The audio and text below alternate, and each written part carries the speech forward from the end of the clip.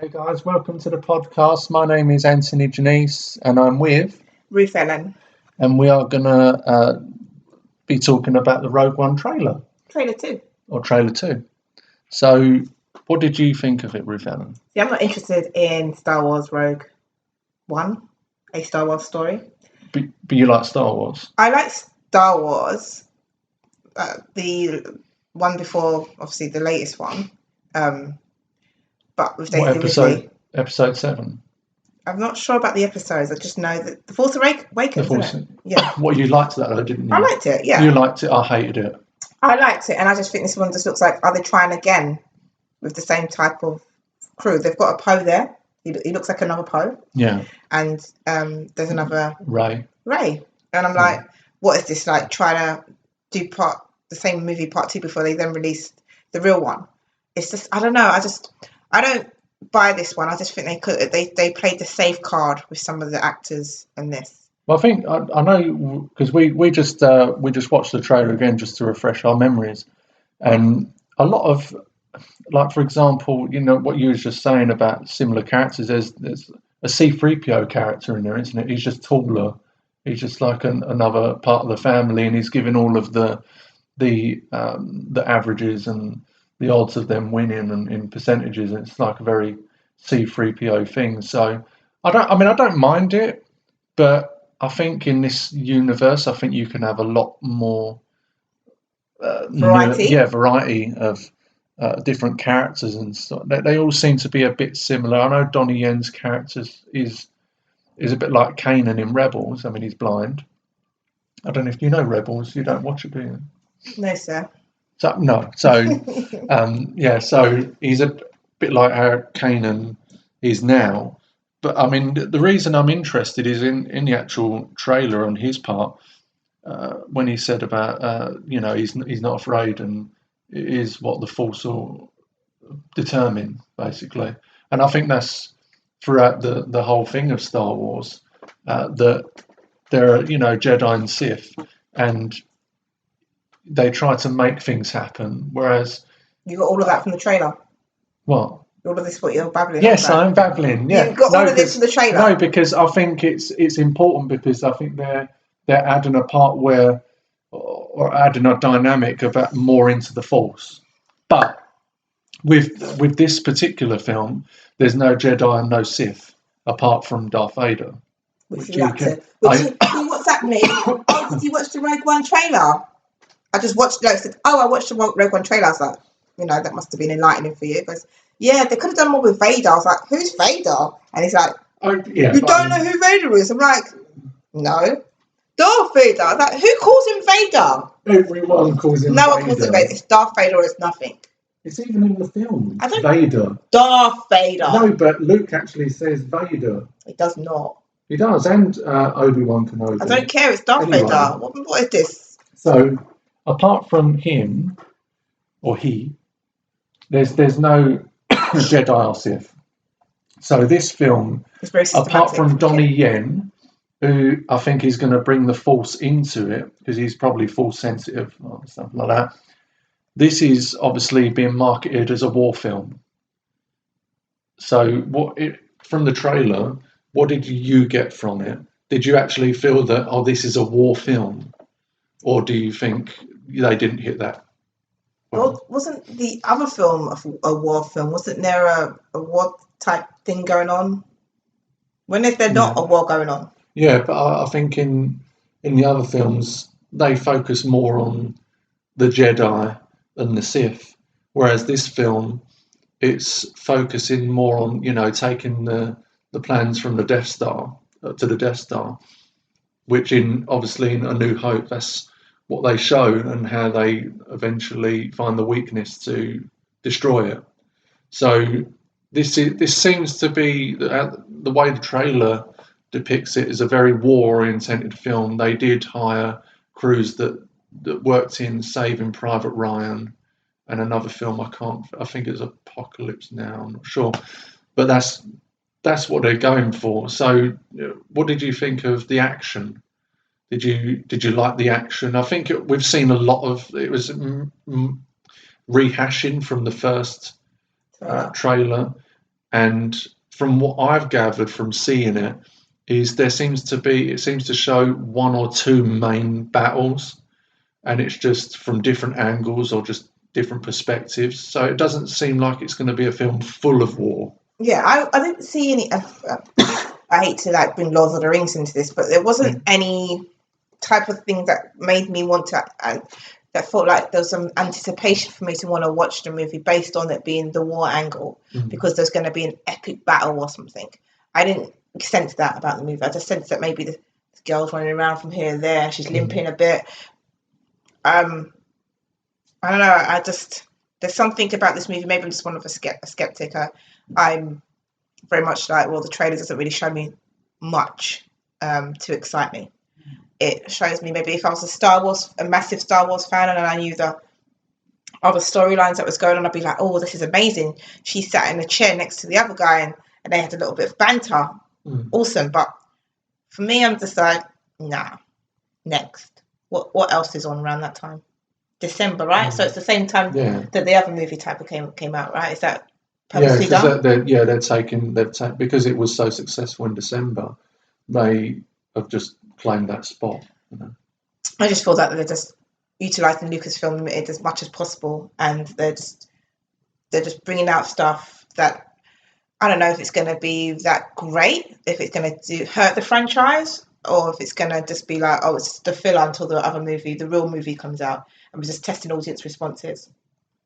Well, that's the way I think they're going about it, where they're labelling it a Star Wars story. It's not in the Skywalker trilogies, if you know what I mean, which are the main Star Wars films. So if it was to go a bit tits up, then they could say, oh, it's just a Star Wars story. It's not the main flow. But as you know, and as everyone knows that who know me, I didn't really like The Force Awakens. So I think that this could have Rogue One could have the potential to actually be better than Episode 7 for me.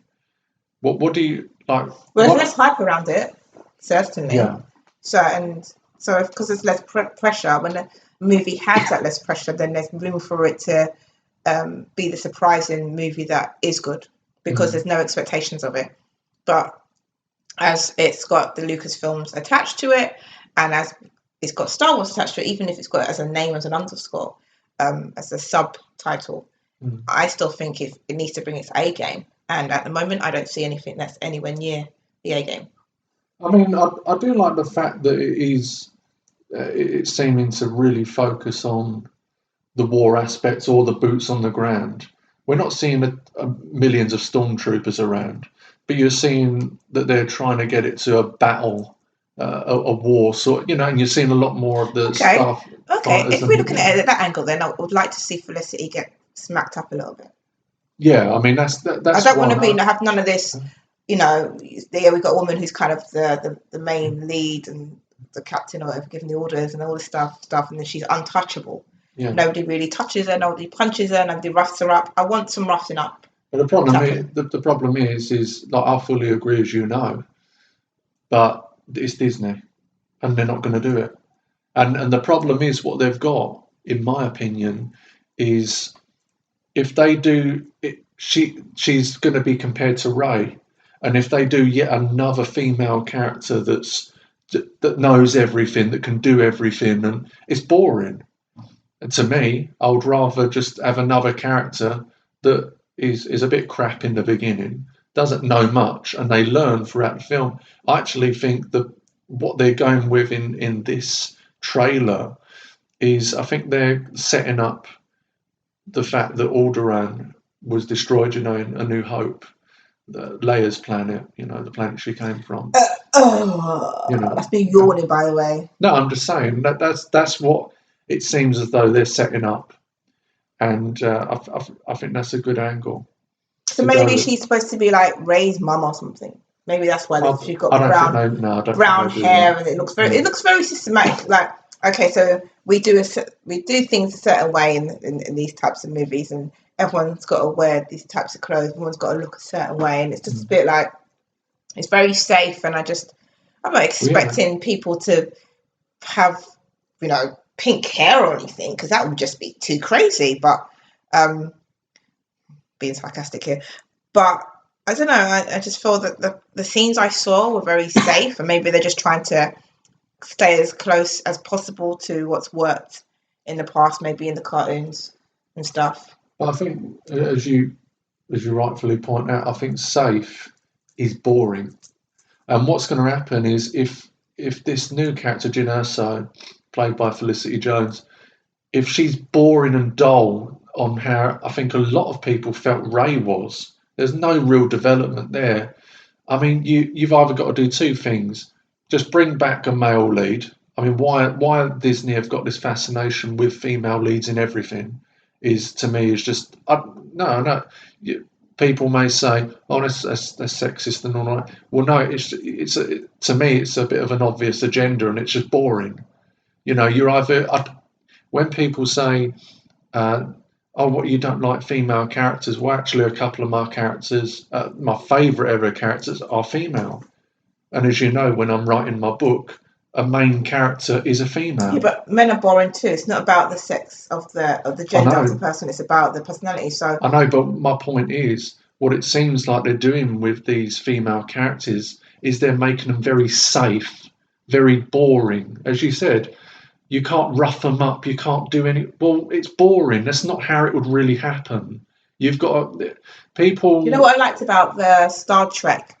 Star Wars and Star Trek are often Well, yeah, are often compared and contrasted. However, what I liked about the latest Star Trek Beyond was that the woman in there, the character, she was a badass, and she was roughed up, and she also could fight very well. And yeah. I believed her characterization of the way they depicted her and the way she played the role. And I don't see what's the problem with doing that in this Yeah. circumstance. So that's what I'm saying with Ray. When you compare that character, I can't remember her name actually. That when you Jannece. compared her to Ray, you just think, well, okay, yeah, she went through a bit more development. You could understand where she was coming from and how she got the skills that she did. Whereas with Ray and possibly Jannece or Felicity Jones, but that's what I'm thinking. People love the adversity, and if you're not going to put your main character for adversity, they're boring. And then you look into other characters to bring that conflict. That's what makes it happen. You can't be in a war and root for your characters if you think, actually, I prefer this woman to just really die because I'm bored. I'm bored with her, and that's. I think the best way they can end this is actually that they all get killed in the end, to set up the correct timeline and not to have any plot holes and loops everywhere. I think they should be on order and they should just be destroyed. That's how I That's a think. bit extreme, isn't it? Just because you don't like women, that's a bit extreme. It's not about, no, the whole team. The whole team. It's not just the whole team. The whole world, and they're from with past characters. Okay, let's change the subject a little bit. Do you know that in Ocean 11, the new Yeah, reboot is going to be all women? yeah, it's boring. You know me. I'm sorry. I'm sorry. It's boring. We got it with Ghostbusters, and we're getting it. It's an agenda. It's boring to me. It's plain for me, and people can call me sexist or whatever, but to me, it's just plain to see. I'm bored with it. If you actually get decent characters, fine. But I don't like all this political agenda rubbish in these films. When it's so on the nose, it's boring. But that's another subject. The thing I did want to ask you, obviously going back to the trailer, is I felt the biggest strength for this film or the trailer, is that it's very well shot. It looks very good. Realistic almost? I wouldn't say realistic. I know. What's the word good then? Good is such a word that you can use for everything. What do you mean? Good. I think it's quite beautifully shot. The colours, the camera angles. I just think it just looks good. But then so did Force Awakens, so did Batman versus Superman, so did Suicide Squad. They all looked brilliant. But then when you get to the real film, the actual film, I don't know, I felt a bit let down with those other ones. But with this particular film, it looks pretty well shot. What do you think? Did you? Did you think that it looked good, or you thought it looked a bit rubbish? The trailer was about 2 minutes, and I think I was bored for a good minute and a half. Yeah. Well, what made you bored? I think I just was like a bit. There was nothing that got me excited about a film. And normally when I watch a trailer, rightly or wrongly, the way they make trailers now, they make you want to watch the movie. Yeah. They make you feel excited about it's coming out soon. With this one, it just felt like, I don't know if anyone's seen a Nerve trailer where they've told you more or less what's probably going to happen in a movie. And you're like, well, okay, that's nice. I've got nothing to look forward to. You can edit like 30 seconds at least out of that. Yeah, so for this one, for this particular trailer for Rogue One, I just didn't feel there was anything to whet my palate enough to say, oh, Vader's at the end. Oh, Vader's at the end. Yeah. Darth Vader's at the end. But that's probably about, but that doesn't, what was it? There's nothing for me there. Yeah, I mean, I think I sort of agree to a point. I mean, from the first teaser trailer, it wasn't shown a terrible amount more. I don't really think it was worth the wait, but I did enjoy it somewhat. And as you said, when you get to the end, because the whole point of this trailer is to try and distinguish, what they've been trying to do is distinguish whether it, for the layman, the person that's not a Star Wars fan, is this episode 8 or is this another film? So that's why you're getting a lot of shots of the Death Star. And then obviously, as you said at the end, when Darth Vader is shown, and actually, personally, I knew he was going to be at the end, but I think I've just thought it was really boring. Like, I thought, please don't let it be him just breathing and standing. And that's it. And it's just at the very end, and I think that cut was very short. I understand why they did it, but I would have preferred something a bit more jazzy, a bit more, open up a lightsaber or something, or just something, or have him speak a bit of dialogue. I think that would have been more important, but that goes into the point that I wanted to bring up that we were speaking about earlier. The good thing about that, although feel a bit let down, is that this is only really, although it's the second trailer, it's the first major trailer. So as we all know, they're going to bring out a lot more coming towards the film in December. So they're drip feeding us at the moment, you're saying? So with this trailer, although I was a bit let down by it, the thing that I wasn't let down by, which I've advocated for many a time now, is that a trailer that doesn't show too much. Do you see what I mean? So with the fact that Vader in this trailer is introduced like that, maybe in the next trailer, or I don't know how many they're going to do, but you're going to see some action. So maybe I'm expecting too much from the initial trailer, because sometimes I keep forgetting that they make so many trailers. I'm still in the world of they only make one trailer for some reason. I don't know what it is, and then you think, oh no, there's going to be more. You forget that it's only August and you've got till December. The good old days when they used to just make one good trailer. Yeah, it's gone. Now they drip feed the content. They drip feed us the little snippets, and because they want to keep the trailer or the movie in our mind, so they'll give us a little bit of this, a little bit of that. But if you're going to give us little bits of stuff, then make sure the little bit of stuff is good. That's all I'm saying. Because I'm not going to be like thinking, oh, I can't wait for the next trailer to come out. I'm thinking, what other movies are going to come out instead, so I don't have to watch that movie at all. Well, yeah, because I mean, the point I'm at now, although I feel a little bit let down by the trailer, I feel like, should I leave it there and not watch anything else? No TV spots, no other trailers, because I feel underwhelmed. So I don't want to go into a film where I know so much about it. So would it be better to go into the film thinking, I don't actually know what's going on, I've been given a few scenes and that's it, as opposed to, I'm going into a film and I've seen lots of it, but then the consequence of that the effect of that also is we also know that in trailers they don't put all the scenes they're going to put in the real film. You know, Suicide Squad being the latest thing with that, and we were talking about earlier, that guy in Scotland pulling out a lawsuit because he didn't. It was false advertising, showing so much of the Joker, and a lot of the scenes that were shown in the trailer or trailers were not in the film. So I could say, yeah, I know what's going to be in the film, but then it could be a totally different cut to what's going to be in the film, and they could cut a lot of the scenes specifically for the trailers. I mean, I didn't feel this film had a money shot. This trailer had a money shot. I don't know. What do you think? Because when I'm going off what you were saying, where it's just like there wasn't a terrible. I don't know. There wasn't that money shot where you could go, "Wow, that's something." I mean, you've got the Death Star and things like that, but where's that money shot? And I think the Darth Vader was the money shot at the end, but it was just so quick. It was like I understand why they do that, but I think they missed an opportunity. I don't know. To me, I think I would have preferred dialogue from Darth Vader. I don't even have to see him.